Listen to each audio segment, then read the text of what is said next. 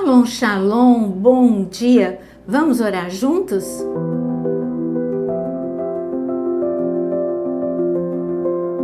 Há coisas que se repetem em nossa vida porque não quebramos o ciclo. Levítico fala sobre isso. Levítico capítulo 26, a partir do versículo 40. Mas se eles confessarem a sua iniquidade e a iniquidade de seus pais na infidelidade que cometeram contra mim, e se confessarem que andarem em oposição a mim, fazendo com que também eu fosse contrário a eles, e os fizesse entrar na terra dos seus inimigos, se o seu coração incircunciso, que eles têm, se humilhar e aceitarem o castigo da sua iniquidade, então me lembrarei da minha aliança com Jacó, e também da minha aliança com Isaque, e também da minha aliança com Abraão, e da terra me lembrarei. O que Deus está falando aqui, olha, um ciclo tem que ser quebrado. Se vocês quiserem parar de viver derrotas em cima de derrotas, vocês serem oprimidos pelo inimigo, vocês precisam ver o que é que está de errado, porque o erro só está se perpetuando. Alguém tem que quebrar o ciclo, tem que se arrepender, tem que ter novas atitudes. Por exemplo, num lar onde tem muita briga, tem muito grito, olha o ciclo, muita briga, muito grito, muita instabilidade, divisões, separações, traumas. Esse é o ciclo. E os filhos vão replicar aquilo que viveram nas suas próprias famílias quando se casarem. Também serão explosivos, irados, e assim o erro vai se perpetuando. Alguém tem que falar um basta. Não, esse ciclo parou em mim, acabou em mim. E foi o que eu fiz, porque na minha família havia um ciclo de mortes precoces. E todo mundo já estava meio que conformado com isso. Mas quando eu me converti, ainda muito nova, e eu falei para Deus, Deus, acabou esse ciclo aqui, porque Jesus levou toda a maldição na cruz do Calvário, e eu decido crer, eu confesso Jesus como meu Senhor e Salvador, e este ciclo de morte precoce está quebrado na minha família. E olha, que já faz muito tempo, e isso realmente aconteceu. Quando eu olho para a palavra, nós vemos o que aconteceu com Gideão. Gideão em Juízes, eu não vou falar nem do encontro de Gideão com o Senhor. Algo que Deus disse, Gideão, ok, você já se encontrou comigo, você já entendeu que você é forte, que você é corajoso, que você é a minha escolha para liderar o povo. Tudo bem, Gideão teve dificuldade de aceitar isso, mas aceitou, entendeu. Agora Deus falou para ele, Gideão, se você não quebrar o ciclo na sua família, você não vai conseguir fazer o que eu tenho para você. Não vai dar certo. Não porque eu vou falhar, é porque tem um ciclo que precisa ser interrompido. Então, antes mesmo de Gideão convocar exércitos, antes mesmo de Gideão ir enfrentar os midianitas, ele teve que ir no quintal da sua casa. O problema estava dentro da sua família. Deus tinha uma promessa, algo grande, que envolvia a nação toda. Mas ele tinha um problema interno que esse ciclo iria perpetuar e ele ficaria fragmentado mais cedo ou mais tarde. Então, o que ele teve que fazer foi ordem de Deus. Então, em Juízes, capítulo 6, o Senhor disse para ele, no versículo 25, naquela mesma noite, o Senhor disse a Gideão, leve o touro que pertence a seu pai, a saber, o segundo touro de 7 anos, derrube o altar de Baal, que é de seu pai, corte o poste da deusa Aserá, que está junto do altar, no altar desse lugar fortificado, faça para o Senhor, seu Deus, um altar com camadas de pedras. E a orientação continua. O importante é que Deus diz, tem um problema familiar que reflete na sua vida. E você vai ter que quebrar esse altar. A idolatria na sua família. Você vai quebrar o altar de Baal, você vai quebrar a deusa Aserá. E Gideão, ele precisou de coragem. Porque muitas vezes é mais fácil a gente tomar atitudes fora da nossa casa do que dentro. Quando Deus fala, olha, tem muita gritaria na tua casa, tem que decidir quebrar o ciclo. Porque existe um altar de idolatria à violência, sem você perceber. Então, quando você toma a decisão, mas nada vai mudar se uma pessoa tomar a decisão. Tudo muda quando uma pessoa toma a decisão. Por causa de Noé, que ele tomou a decisão de obedecer, toda a sua família foi salva.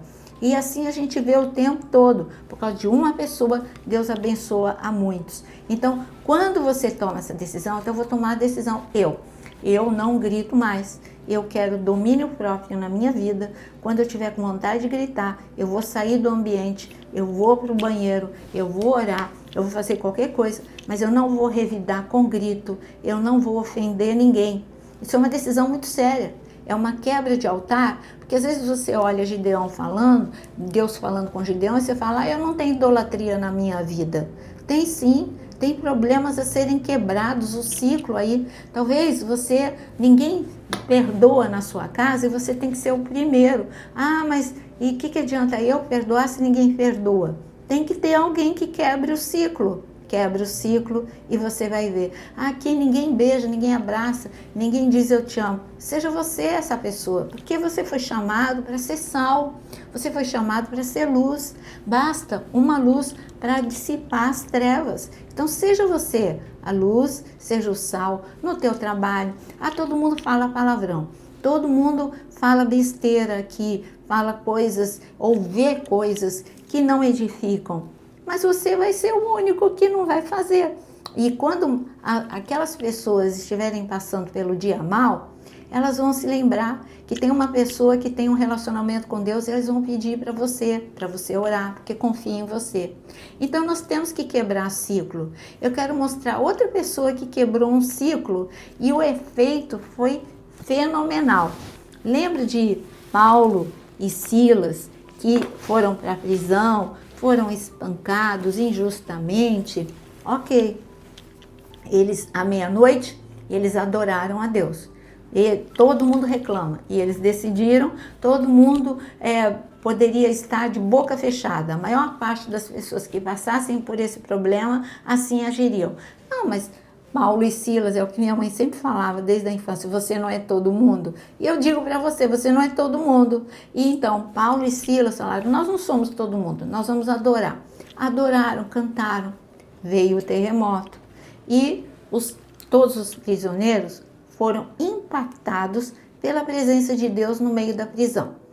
Mas, além dos prisioneiros, uma pessoa, o carcereiro. O carcereiro foi impactado, porque ele, quando viu que as portas estavam abertas, ele quis se matar, porque disse, eu vou ser punido por Roma, eu vou passar por grande humilhação, minha família também, então é melhor eu me matar. Mas Pedro, Paulo e Silas disseram, não faça isso, nós estamos aqui, ninguém fugiu.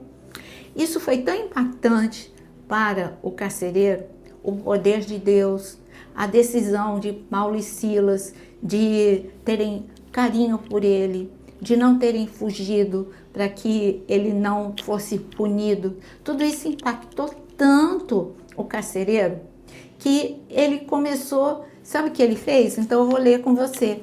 Em Atos capítulo 16, o carcereiro resolveu quebrar um ciclo. No versículo 29, então está escrito, então o carcereiro, tendo pedido uma luz, entrou correndo e trêmulo prostrou-se diante de Paulo e Silas e depois trazendo para fora disse, senhores, que devo fazer para que seja salvo? E eles responderam, creia no Senhor Jesus e será salvo, você e toda a sua casa. E pregaram a palavra de Deus ao carcereiro e todos que faziam parte da casa dele, e naquela hora da noite, cuidando deles, ele lavou-lhes as feridas dos prisioneiros, e logo a seguir, os membros da casa dele foram batizados. Gente, quanta coisa aconteceu aqui. Vamos parar um pouquinho, vamos parar.